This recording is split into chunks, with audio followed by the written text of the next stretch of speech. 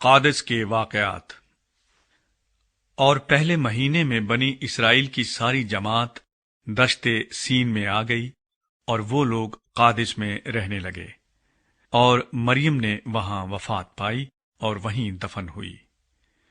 اور جماعت کے لوگوں کے لیے وہاں پانی نہ ملا، سو وہ موسیٰ اور ہارون کے برخلاف اکٹھے ہوئے، اور لوگ موسیٰ سے جھگڑنے اور یہ کہنے لگے، ہائے کاش ہم بھی اسی وقت مر جاتے جب ہمارے بھائی خداوند کے حضور مرے۔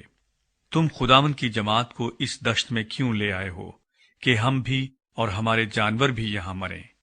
اور تم نے کیوں ہم کو مصر سے نکال کر اس بری جگہ پہنچایا ہے؟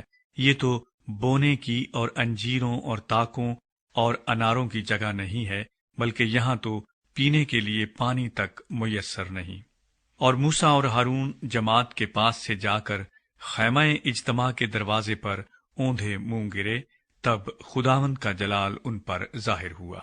اور خداوند نے موسیٰ سے کہا کہ اس لاٹھی کو لے، اور تو اور تیرا بھائی ہارون تم دونوں جماعت کو اکٹھا کرو، اور ان کی آنکھوں کے سامنے اس چٹان سے کہو کہ وہ اپنا پانی دے، اور تو ان کے لیے چٹان ہی سے پانی نکالنا، یوں جماعت کو اور ان کے چوپایوں کو پلانا۔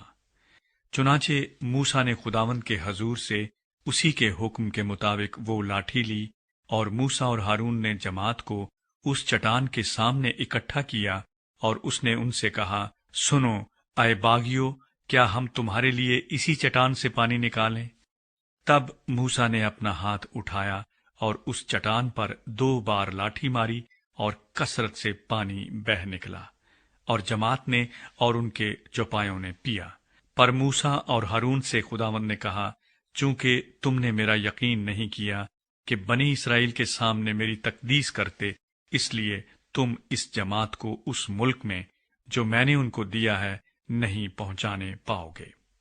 مریبہ کا چشمہ یہی ہے، کیونکہ بنی اسرائیل نے خداوند سے جھگڑا کیا، اور وہ ان کے درمیان قدوس ثابت ہوا۔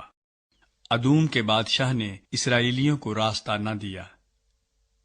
اور موسیٰ نے قادس سے ادوم کے بادشاہ کے پاس ایلچی روانہ کیے، اور کہلا بھیجا کہ تیرا بھائی اسرائیل یہ عرض کرتا ہے کہ تو ہماری سب مصیبتوں سے جو ہم پر آئیں واقف ہے، کہ ہمارے باپ دادا مصر میں گئے، اور ہم بہت مدت تک مصر میں رہے، اور مصریوں نے ہم سے اور ہمارے باپ دادا سے برا برتاؤ کیا۔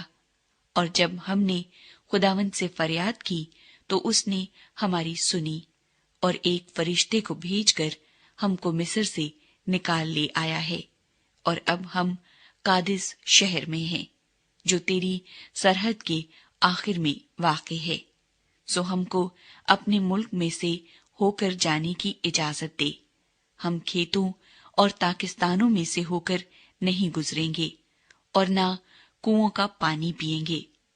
ہم شاہراہ پر چل کر جائیں گے، اور دہنے یا بائیں ہاتھ نہیں مڑیں گے، جب تک تیری سرحد سے باہر نکل نہ جائیں۔ پر شاہ ادوم نے کہلا بھیجا کہ تو میرے ملک سے ہو کر جانے نہیں پائے گا، ورنہ میں تلوار لے کر تیرا مقابلہ کروں گا۔ بنی اسرائیل نے اسے پھر کہلا بھیجا کہ ہم سڑک ہی سڑک جائیں گے، اور اگر ہم یا ہمارے چوپائے تیرا پانی بھی پیئیں تو اس کا دام دیں گے۔ ہم کو اور کچھ نہیں چاہیے سوا اس کے کہ ہم کو پاؤں پاؤں چل کر نکل جانے دے۔ پر اس نے کہا، تو ہرگز نکلنے نہیں پائے گا۔ اور ادوم اس کے مقابلے کے لیے بہت سے آدمی اور ہتھیار لے کر نکل آیا۔ یوں ادوم نے اسرائیل کو اپنی حدود سے گزرنے کا راستہ دینے سے انکار کیا، اس لیے اسرائیل اس کی طرف سے مڑ گیا۔ ہارون کی وفات۔ اور بنی اسرائیل کی ساری جماعت قادس سے روانہ ہو کر کوہ ہور پہنچی، اور خداوند نے کوہ ہور پر جو ادوم کی سرحد سے ملا ہوا تھا موسیٰ اور ہارون سے کہا، ہارون اپنے لوگوں میں جا ملے گا، کیونکہ وہ اس ملک میں جو میں نے بنی اسرائیل کو دیا ہے جانے نہیں پائے گا، اس لیے کہ مریبا کے چشمے پر تم نے میرے کلام کے خلاف عمل کیا۔ سو تو ہارون اور اس کے بیٹے علی ازر کو اپنے ساتھ لے کر کوہ ہور کے اوپر آ جا، اور ہارون کے لباس کو اتار کر اس کے بیٹے علی ازر کو پہنا دینا، کیونکہ ہارون وہیں وفات پا کر اپنے لوگوں میں جا ملے گا۔ اور موسیٰ نے خداوند کے حکم کے مطابق عمل کیا، اور وہ ساری جماعت کی آنکھوں کے سامنے کوہ ہور پر چڑھ گئے۔ اور موسیٰ نے ہارون کے لباس کو اتار کر اس کے بیٹے علی ازر کو پہنا دیا، اور ہارون نے وہیں پہاڑ کی چوٹی پر رحلت کی۔ تب موسیٰ اور علی ازر پہاڑ پر سے اتر آئے۔